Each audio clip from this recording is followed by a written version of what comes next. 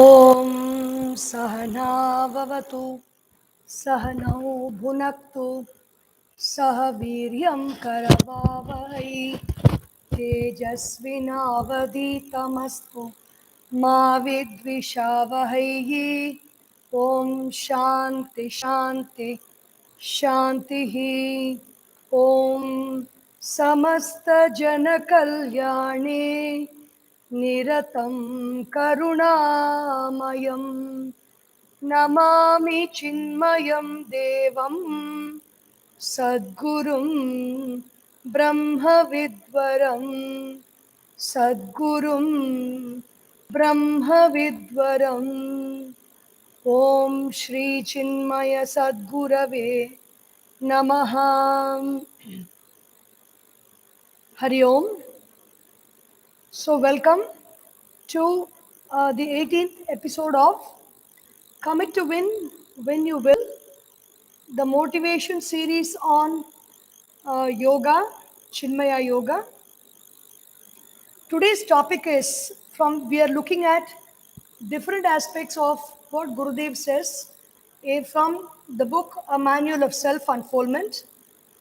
Gurudev's Pujya Swami Chinmayananda ji talks about a very important aspect if we need to achieve success in life. We all want to achieve success.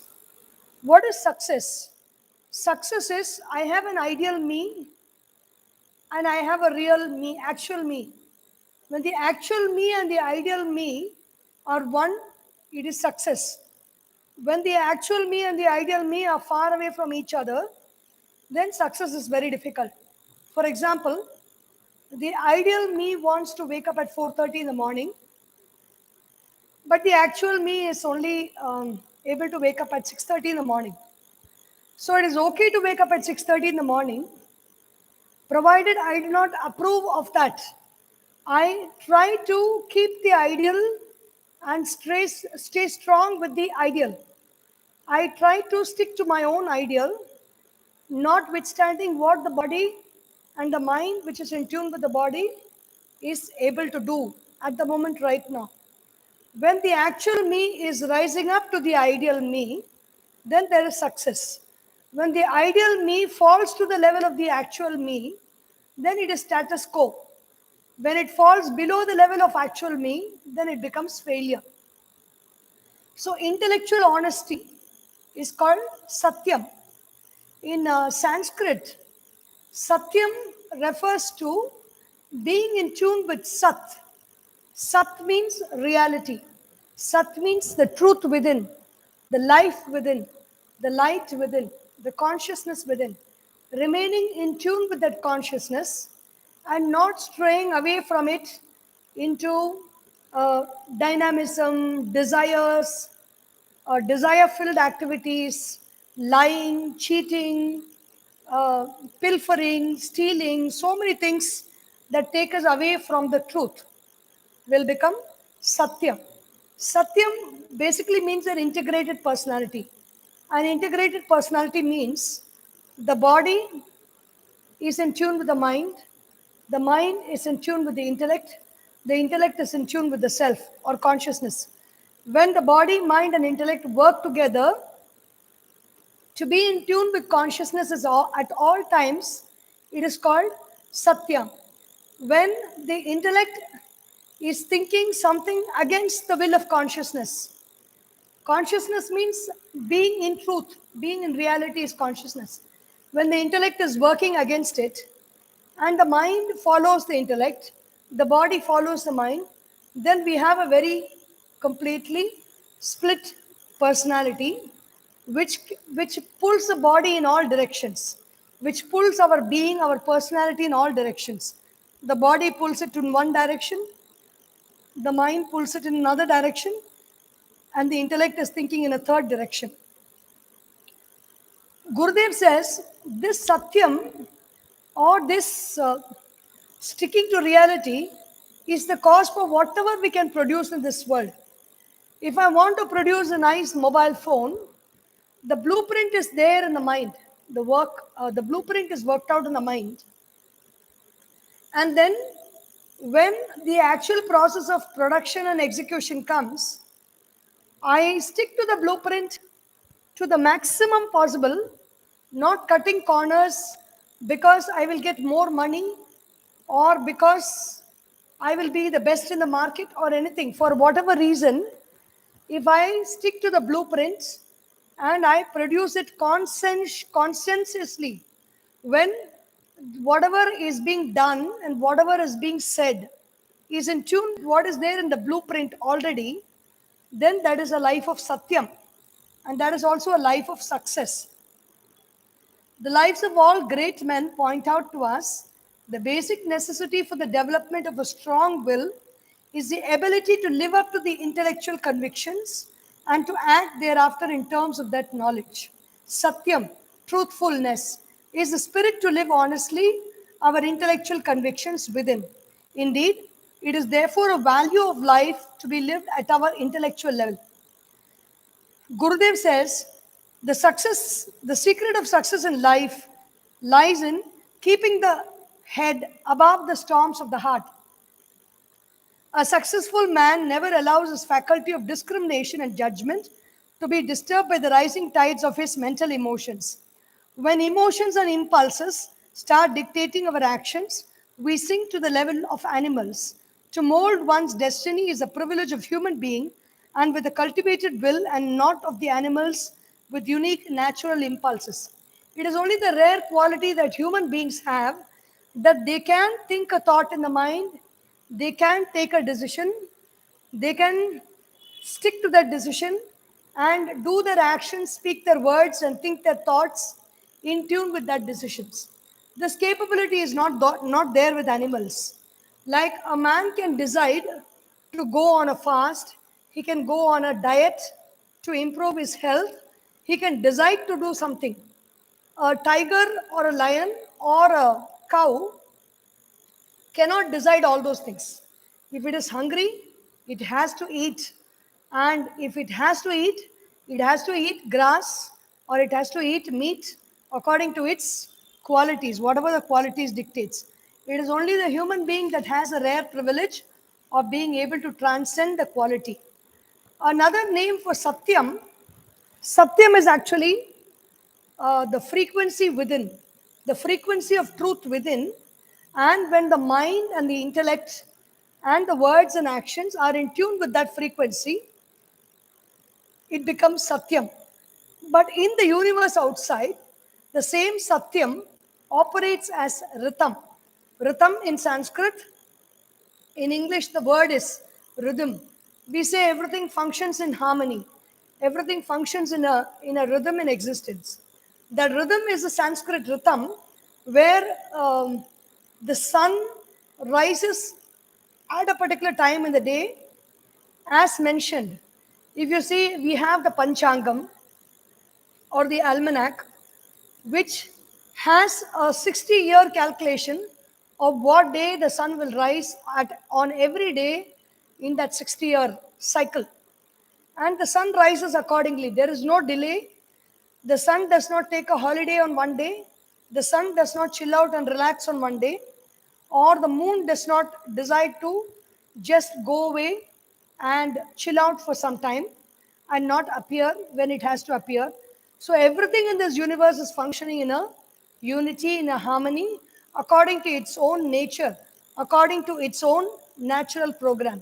In the same way, the human mind also, when it's functioning in that Satyam, we will be in coordination with nature, and whatever happens in nature will happen through us, and whatever should happen through us will also happen in nature. Such will be the unity between the human and the universe. In the Patanjali Yoga Sutra, Satya comes as a second yama after ahimsa.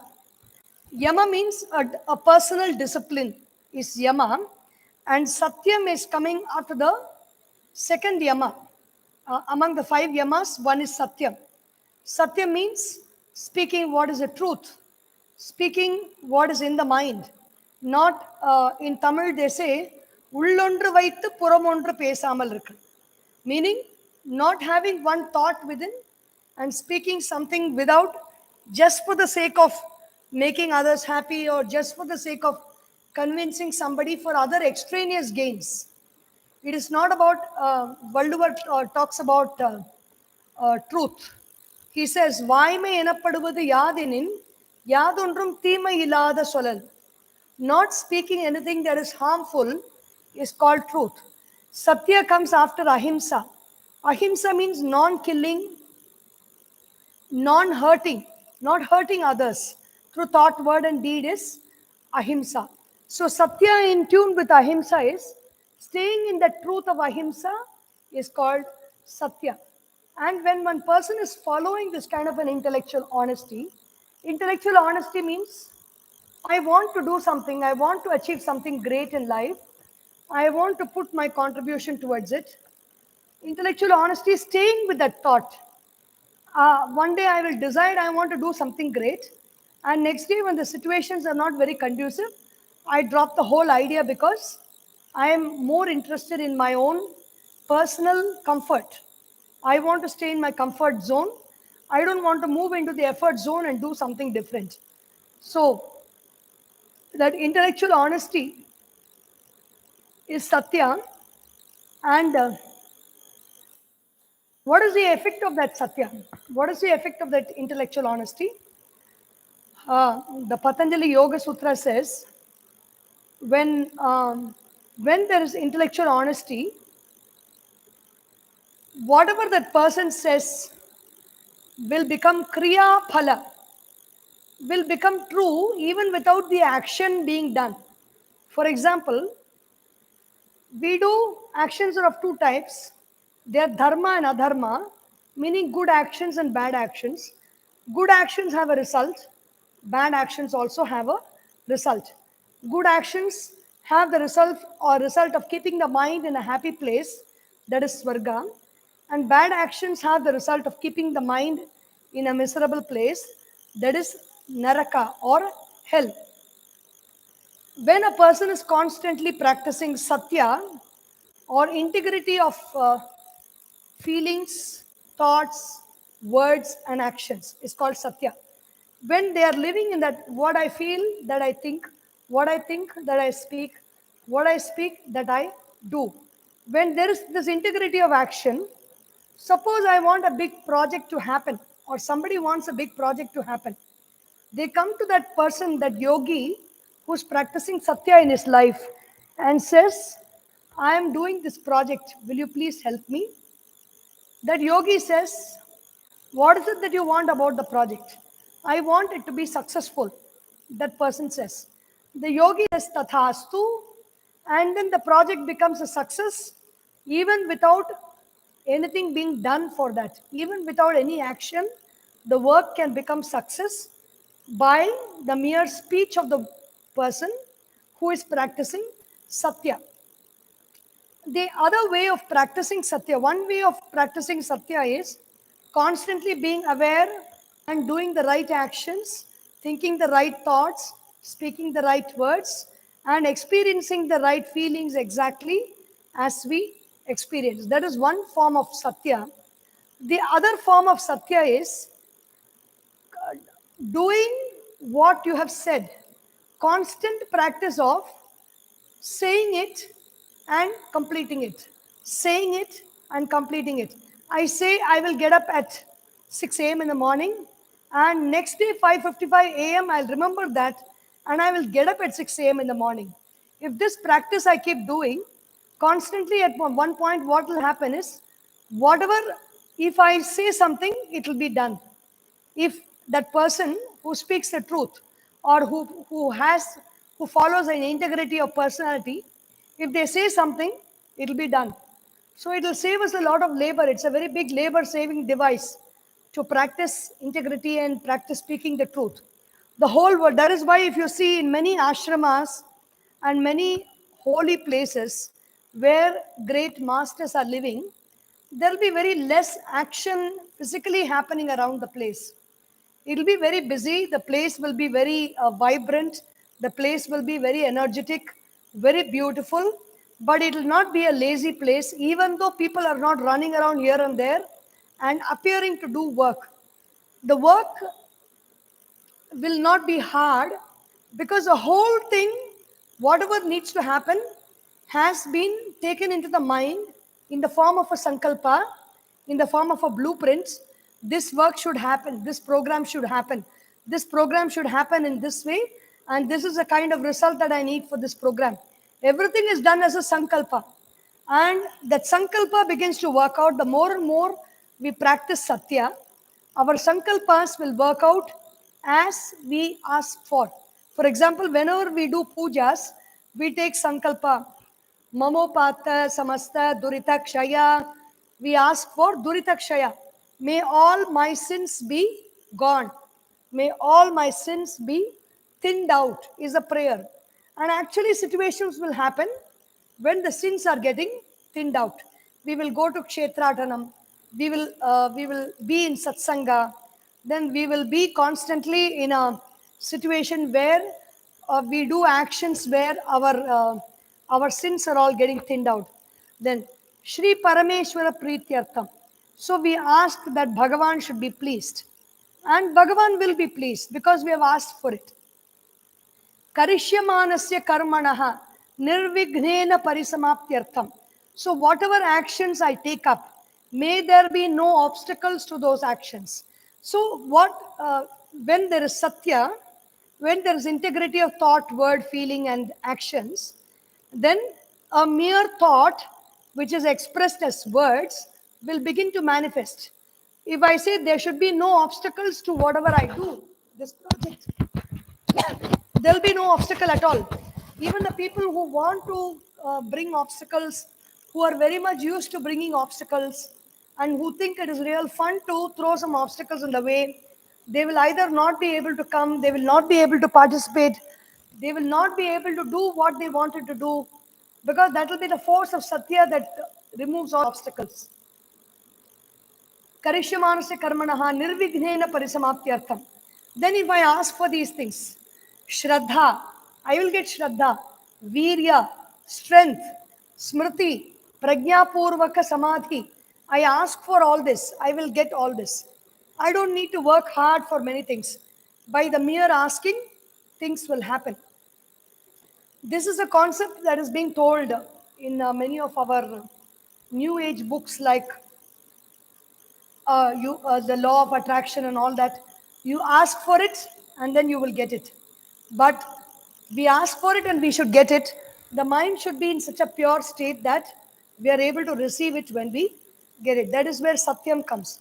The more and more we practice satya, the more and more everything happens very easily in our lives.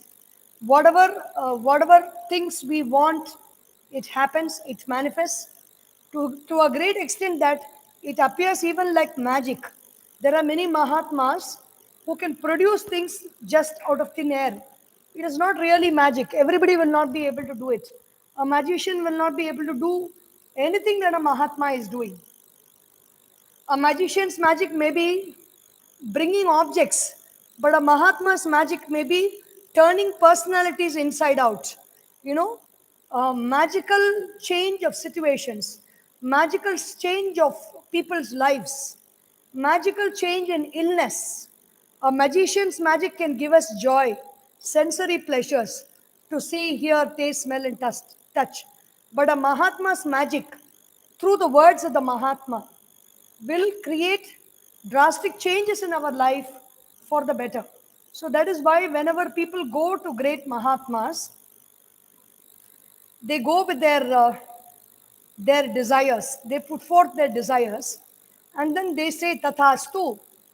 And if the desire is to have a car, the car happens.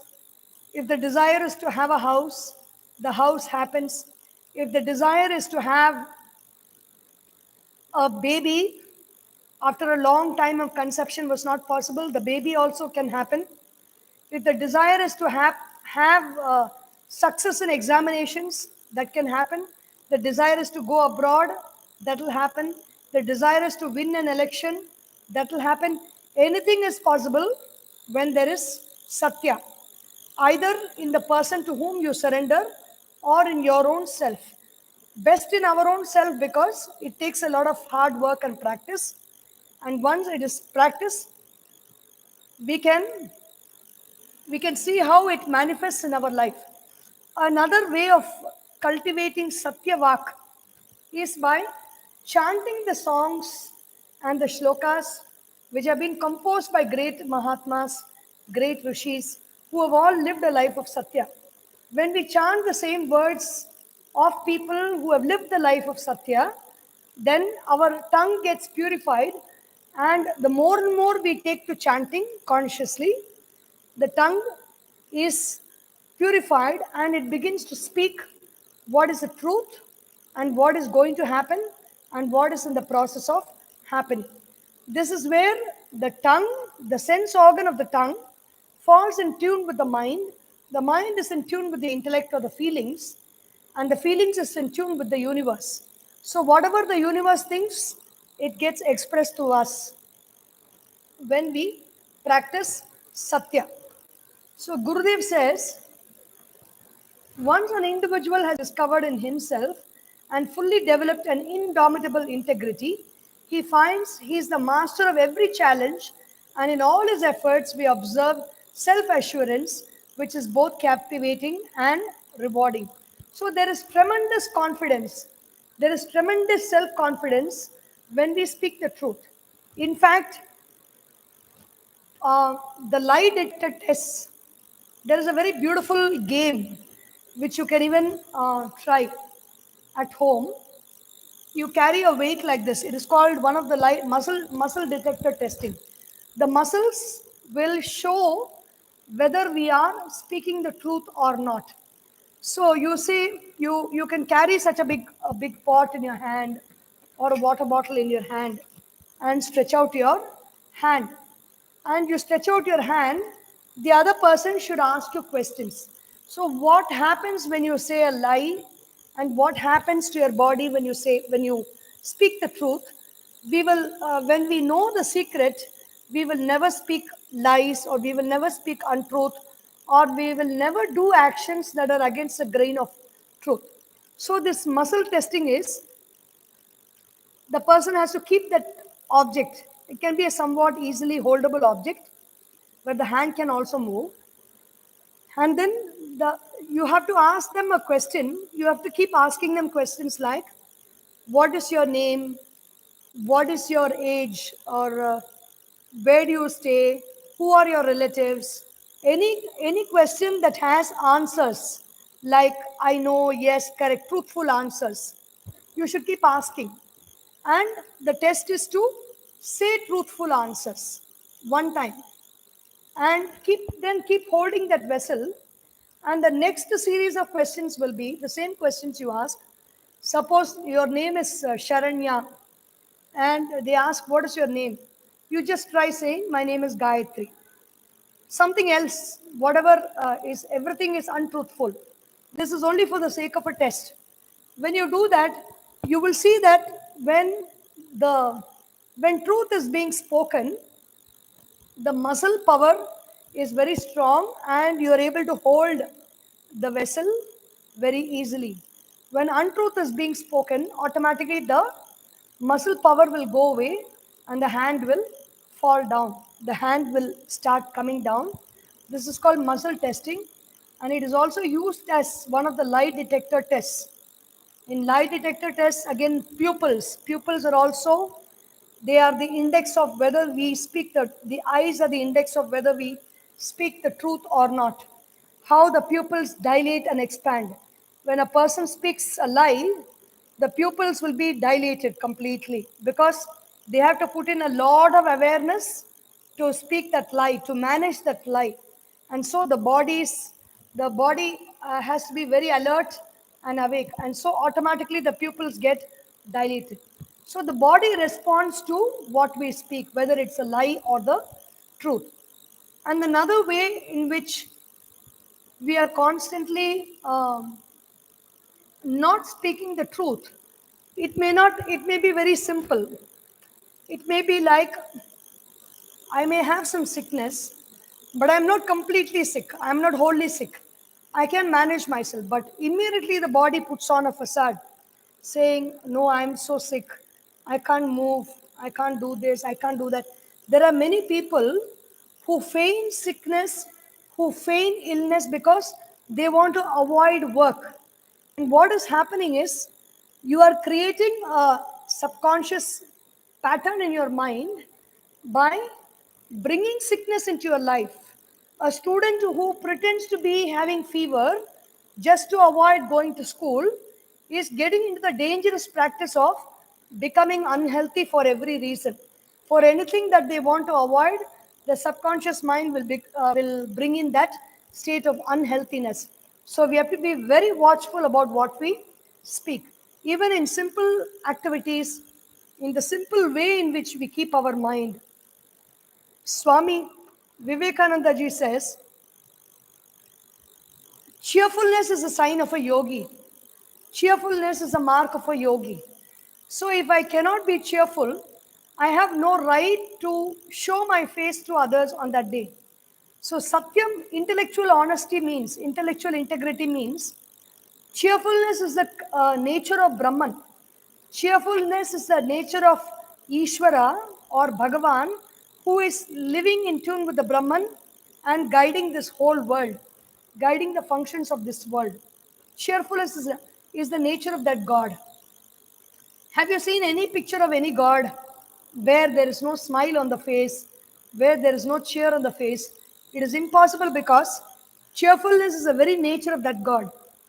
And if we are in tune with that deity within us, then our mind will be cheerful, our face will be cheerful, our eyes will be cheerful, the words we speak will be cheerful. So, our whole life, the health of our whole life is bordering on, is weighing fully on our intellectual honesty. Intellectual honesty means ascertaining all the time that I am healthy, I am happy, I am, I take charge of life, taking responsibility in all situations, not just relaxing, not just letting go of all situations and just withdrawing from every situation and not contributing our best to society, not by not contributing our best to the family, not contributing my best to my whole life. If we take up all these qualities, then the satyam or the personal integrity of my personality will be kept high flying. The flag of my life will fly high and flutter high in the air if it is raised up and hoisted, kept hoisted by Satyam all the time. The Bhagavad Gita talks about Satyam, the importance of Satyam. The Yoga Sutras talk about the importance of Satyam. The Yoga Vasishta talks about the importance of Satyam. The Upanishads talk about the importance of Satyam. Because Satyam is the nature of truth. Satyam is the nature of reality. Reality is called Sat. Sat means what is. So, speaking what is, thinking what is, doing what is, remembering what is called Satya. And when we remain in that isness, in that Satyam, our life also expresses the truth of what is. Whatever we get is what is coming to us right now. Whatever we will get will be what is going to come to us right now. So there's no situation in life that we cannot face, no challenge that we cannot handle.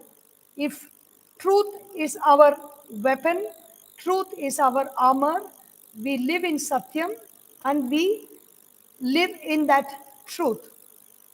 Speaking the truth means speaking what is in my mind in the right circumstance that benefits others, not just speaking what I feel like, speaking what is not exactly speaking what is really there. Satyam has many aspects to it. Satyam vada, speak the truth. Priyam vada, speak what is pleasing to others to hear. It may be the truth, but it may not be pleasing. Refrain from saying that. Hitam vada, it may be priyam, others may like it, but it may not be to their good. So speak what is good for others. And then always people like us to be silent. So mitam vada. Mitham means just to speak what is relevant and what is enough. Satyam vada, hitam vada, priyam vada, mitam vada.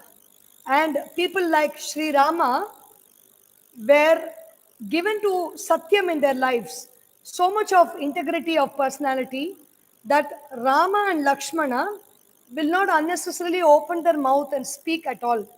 Because when you open your mouth and speak, sometimes lies will start coming out very easily. Even in our conversations, if we notice when we are talking with people, we will begin very well, we will start the conversation very well, things will be going very well. But the moment we start speaking more and more, then we end up speaking unnecessary things, useless things, gossip, and even lies at times, because that's the natural flow of the mind will start happen. So speak few words, and even Sri Rama is also called Purva Bhashi. In his speech also, he is such a cheerful person that when he sees somebody who's standing in front of him, he doesn't allow that person to hesitate a lot. He immediately addresses that person, Namaste, what is it? How are you? What can I do for you? He asks all those questions to that person. Mitabhashi, Purvabhashi, he speaks very less and he speaks the truth, and he speaks he speaks even much before others can. He doesn't wait to be addressed. So these are many ways by which we can practice satya in our life. Satya means a constant practice of truthfulness, saying what needs to be said at the right time without hiding, and saying it with love, saying it for the welfare of others, and saying only that much that needs to be said, and keeping our ideals, feelings, thoughts, and words in tune with our actions. The body, mind, and intellect function together and are functioning in rhythm with the universe when there is intellectual honesty.